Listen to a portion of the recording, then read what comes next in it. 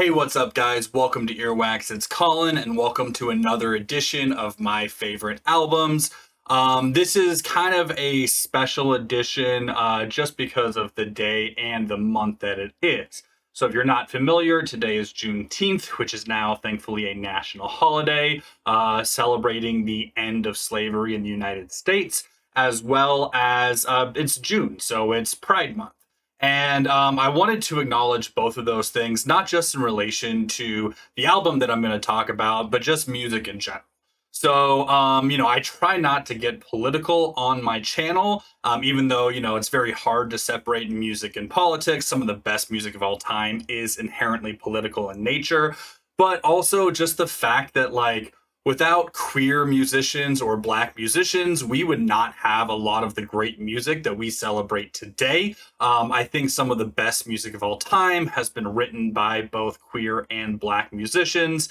And obviously, I think a lot of music genres would not be what they were, would not be what they are right now without the contribution specifically of black musicians. I think, we would not have rock and roll. Obviously, we would not have hip hop, but like jazz, funk, pop music, like there's so much that we have just gained from that culture, and I think it's important to acknowledge that.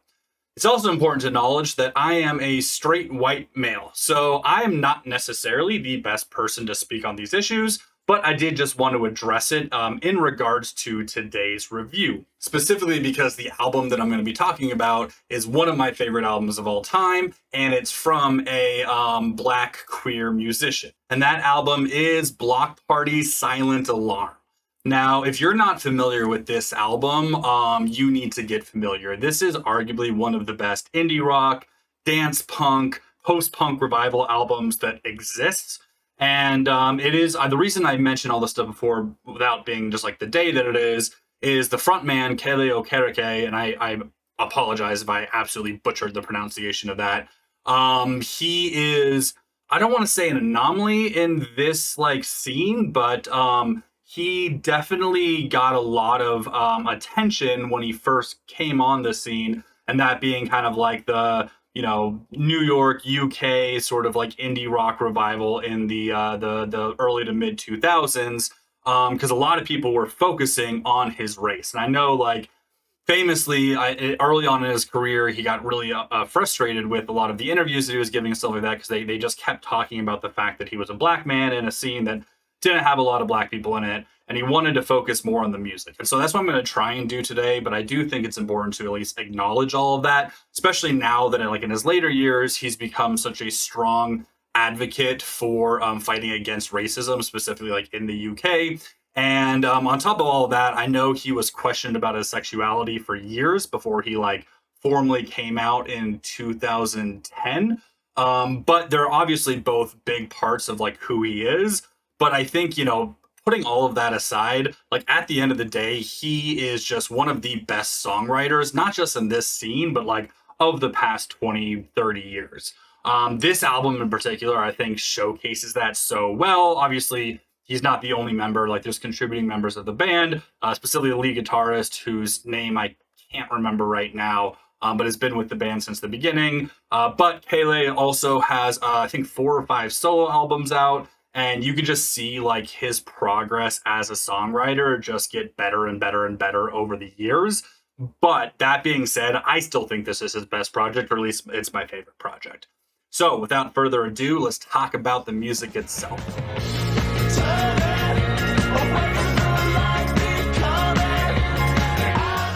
So this is, like I said, one of not just the best indie rock albums of all time, but I think one of the most important albums in a subgenre that doesn't get a lot of attention nowadays, which is dance punk. So at its core, it is an indie rock, it's a dance rock album, but it definitely touches on a lot of the dance punk elements that came before it. And I think is one of the quintessential albums in sort of the dance punk revival that we saw in the late 90s and early 2000s.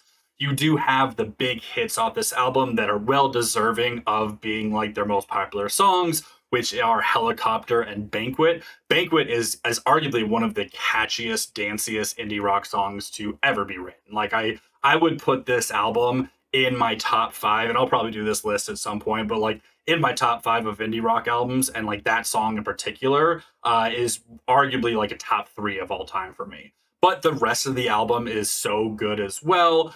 There's just some incredible songwriting on this album. The way that they go from like kind of the high energy, like high octane indie rock, dance punk, to the more kind of mellow, reflective, sort of somber songs. Like it just flows super well. Kelly's voice is just so recognizable and just like iconic. And the minute you hear a Bloc Party song, even if it's not necessarily from this album or an album that you're familiar with, you immediately know that it's Bloc Party. Lesser played tracks like Positive Tension and She's Hearing Voices just cement like how iconic this album really is. The guitar tone showcase what I really love about like this era of like indie rock and dance rock, where you're creating this atmosphere of like not necessarily like synthesized electronic music, but like you're using a lot of the same like elements and like BPMs that you would find in like traditional dance music, just using like rock instruments to do it. The drums in particular, like they've got a lot of just like straight 4 on the floor beats throughout this. They keep like the high